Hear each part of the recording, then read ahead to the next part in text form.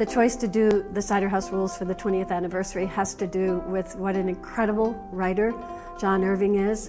It's a story of a father and a son, and many fathers and sons and parents, and then of course whether or not a woman has a right to choose. When I read the play, I put it down and thought, I can't not do this.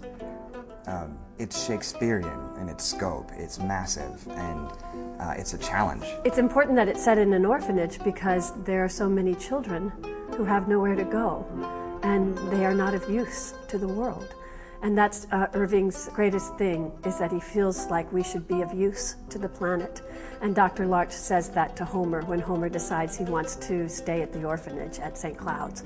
And it's the beauty of this piece is that he wrote it in the 80s, about a time 100 years earlier when abortion was illegal and there were controversies about whether you should save the child or the mother.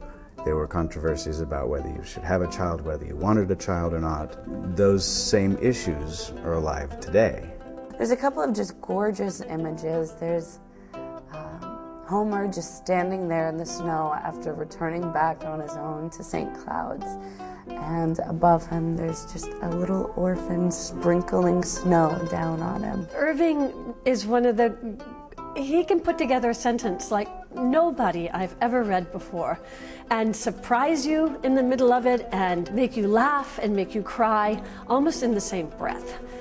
His willingness to see how imperfect we are as human beings is one of the greatest gifts that he brings to this story. When I go to see a show, I gauge how much I enjoyed the show by how much I think about it afterwards, and I just have a feeling that this piece is going to affect our audience in a similar way.